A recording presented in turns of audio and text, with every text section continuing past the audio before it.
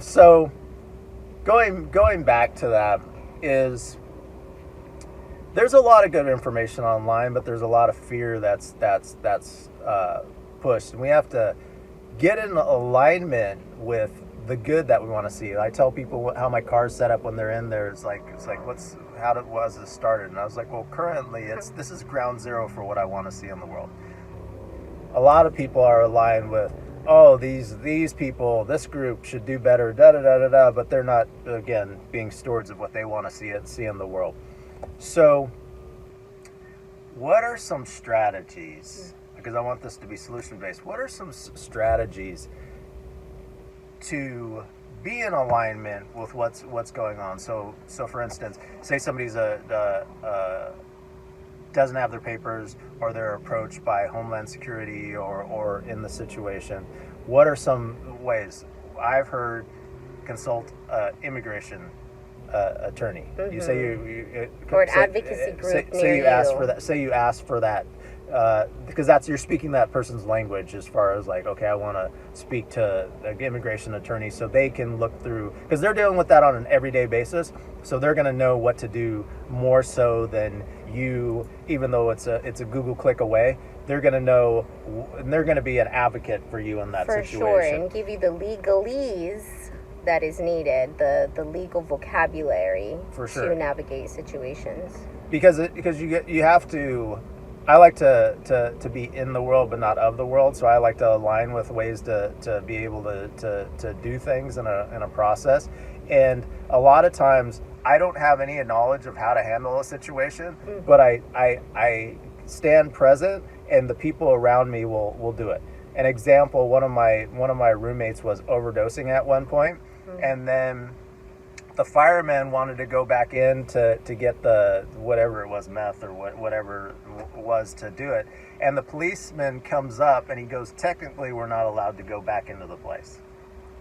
And I go, I'm listening to exactly what he says. And then the fireman came. So I said my right. Then the fireman came in there. The policeman was the good dude in this situation. The fireman came and he was going to push me out of the way. And I just stepped to the side. And I was like, for the record, you hear what I said. So they got it, and they told me, okay, just throw it away in the trash. So I listened to them. So it was an alignment, because my friend has a daughter. If he had to get busted by the police in order for him to get the help that he was needed, I was channeling into what's the best scenario. For sure, I just didn't want to. I wasn't going to roll in there, and I was going to help him out for his rights, because I wasn't a fan of what he was doing to that extent. Sure. So another thing I'm going to use, and then I want you to go into it, is I came up with a protocol for how people deal with police officers. And one of the protocols is it's a 3-step protocol. You hear police always having protocols, and protocols are written by attorneys, and protocols aren't necessarily very, very consistent. So the protocol is make eye contact, and then no lateral or fast movements. And I make a joke, and I always say stuff so people will remember them during height of times. You'll never see a police officer at a salsa dancing, because of lateral movements. They hate lateral movements, and I've come up with this by being approached by a lot of police officers, and the fact of what my father had to go through. I took this in a lot of it subconsciously, and there was a lot of trauma in my body because I was in SS mode. What I'm talking about, one of Hitler's mode. I was so tight 24/7. When I only had to be tight like that when police officers are around. But it's not tight. It's just they don't like fast movements. Just trust that. A lot of people are like, we shouldn't have to do that. Motherfucker, I don't want to get shot. Because it's not 24/7 that I got to worry about that. It's when they're afraid of me. I don't know why they're afraid of me. So that's just the way it is. So don't do any fast movements or do any lateral movements. That's fast movements, lateral movements is step 2. So eye contact, step 1, no fast movements, lateral movements. And the third one is listen to what they're saying. And be in a face that, I'm at a cellular level that I'm just being mindful of like even I'm listening to them better than they're listening to them. So if they say give me your ID, a lot of people say, oh, you don't have to give your ID.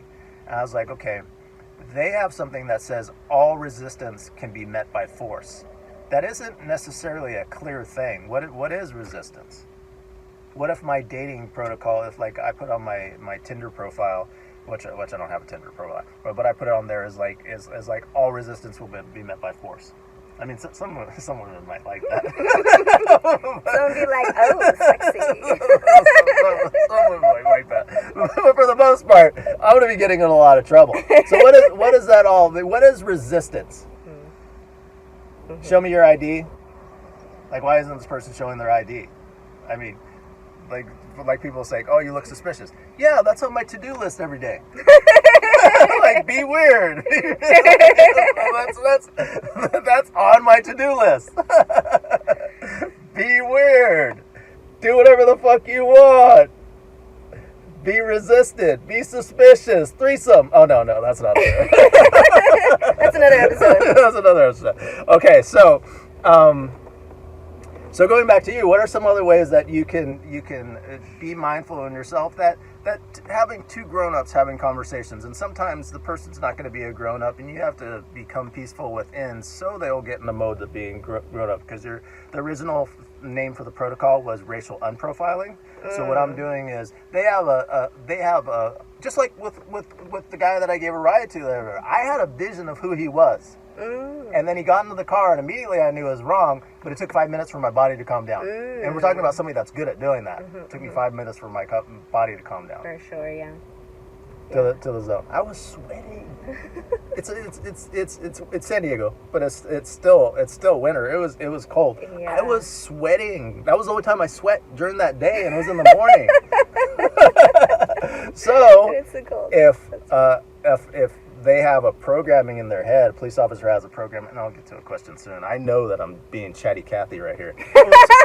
Carl, chatty Carla. I'm not putting that on women. Chatty Carl here.